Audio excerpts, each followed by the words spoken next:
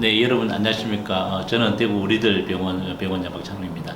이제 어떤 분이 이제 외래에 와서 자기는 이제 가슴도 아프고 배도 아파서 심장내과도 가보고 소화기내과도 가보고 다 봤는데 원인을 못 찾더니 이렇게 말씀하신 분들이 간혹 오십니다. 그래서 이제 이분들은 답답하죠. 그거 가니까 이제 이상이 없고 다 검사했는데 자기는 답답해서 샀는데 혹시나 이제 목에나 흉추에 이상이 있으면 아플 수 있다 이렇게 이야기 듣고 오셨습니다. 이분이 잘 찾아오신 거죠. 물론 이제 가슴이 심장에 문제가 있고 뭐 위에 문제 있으면 당연히 이제 그게 우선적으로 찾아야 되는데 간혹 거기가 문제가 아니고 이제 경추나 흉추에 문제가 있는 경우에 증상이 꼭 안에 심장이나 아니면 내부 장기 이상 있는 것처럼 증상을 느끼게 됩니다. 이거는 왜 그런가 하면 제가 저번에도 말씀드렸는데 우리가 신경이 있습니다. 이제 머리부터 이제 발끝까지 쭉 내려간 신경이 있는데 신경은 이제 어느 정도 내려가다 보면 요추 부분에서는 이게 그 통으로 내려가는 게 아니고 이렇게 다발로 내려가게 됩니다. 그런데 이 통으로 내려오는 건 경추나 흉추 부위에는 손상을 받으면 신경 전체가 손상을 받습니다. 그래서 척수증이 생기게 됩니다. 우리가 MRI 같은 거 찍어보면 이렇게 하얗게 나오는 이제 척수증이 됩니다. 그 신경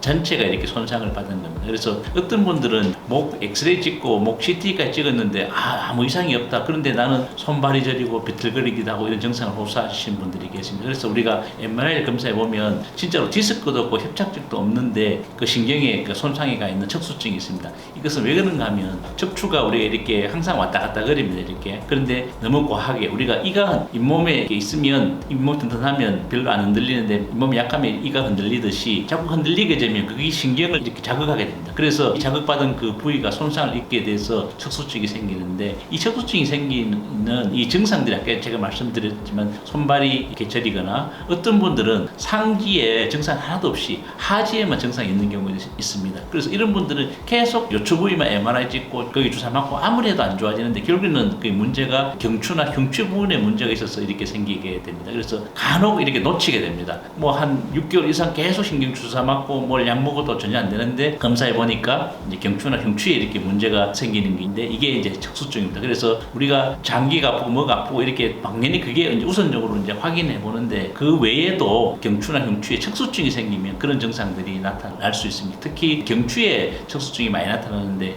좀 비틀비틀거리거나 아니면은 상지에는 증상이 없는데 하지에 다리가 저리거나 이런 경우에는 꼭 우리가 경추를 확인해 봐야 원인을 확실히 찾을 수 있습니다.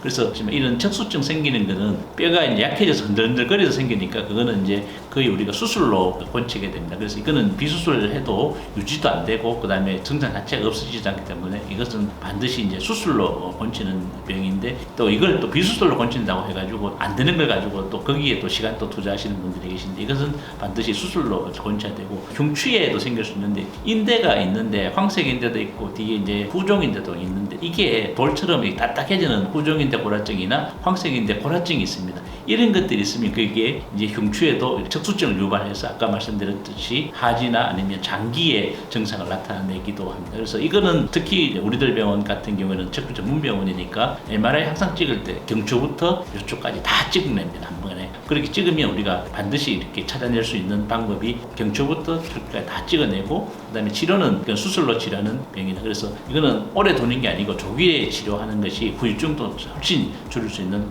획기적인 치료 방법이 되겠습니다. 오늘은 디스크도 아니고 협착증도 아닌데 내가 뭔가 불편하다 이렇게 특히 장기도 불편하고 소화도 안 되는 것 같고 그 다음에 다리가 저리다에 대해서 어떤 원인 왜 그런지 하고 그 치료 방법에 대해서 말씀드렸습니다. 네, 감사합니다.